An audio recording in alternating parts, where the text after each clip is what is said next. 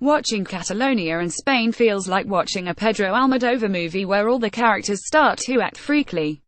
It could be women on the verge of a nervous breakdown, in this case, a country on the verge of a nervous breakdown, a tie me up, tie me down, a film about what, in the end, ties us to one another rather than separates us.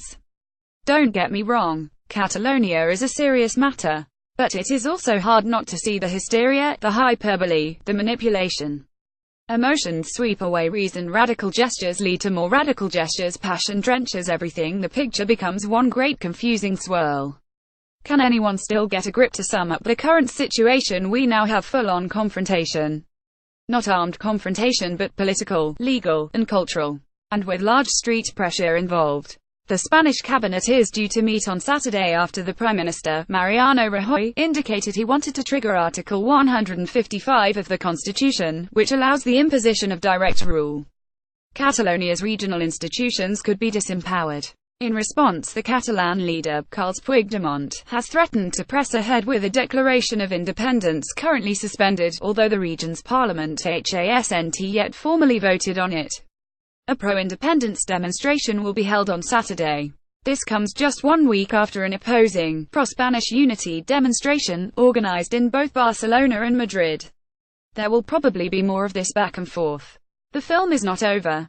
Meanwhile, EU leaders met in Brussels for a summit whose official agenda did not list Catalonia at all. But obviously the topic came up in conversations, and take note, British readers much more so than Brexit, which in the end ranked as a minor issue, with negotiations hardly moving forward. Nor is there much negotiating going on over Catalonia, which explains why independence activists have become rather frantic. Rajoy's strategy has full EU support, and HES apparently aiming to defuse the crisis by triggering new elections in Catalonia. HE's sticking to a stubborn but consistent logic: nothing can happen outside the constitution. In private, most EU officials think HES mishandled the whole separatist question for years. Sending policemen to push old ladies down staircases and fire rubber bullets at crowds on the day of the referendum was bound to backfire. He played straight into the hands of his Catalan opponents. Rajoy is no Franco. Puigdemont is no Mandela. Spain is not an oppressive state, but a democracy. The same can be said of the recent arrest of 2 leaders of pro-independence civil society organizations, now accused of sedition. That was an inflammatory move. The crowds on Saturday will no doubt brandish slogans about political prisoners, an expression even the moderate mayor of Barcelona, Ada Colau, is using. So now we have martyrs to the cause. However, the 1st of October referendum was hardly a model of sound, democratic expression.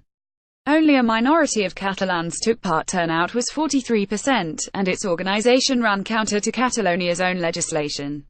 The 2 laws that led to it were voted through without the 2/3 majority, the Catalan Charter, the estate it requires for such a momentous reform process. Nor was the vote overseen by the Regional Constitutional Court. The Council of Europe, Europe's democracy watchdog, said it did not abide by its fundamental criteria.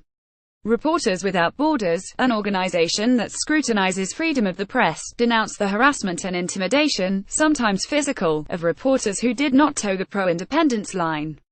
These points often get drowned out in the romantic wave of commentary that Catalonia and its history can understandably inspire, within and beyond Spain.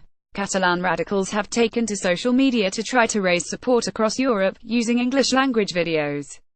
They are fronted by a young woman with pleading eyes who describes a small nation that has come under the juggernaut of a quasi-fascist central government.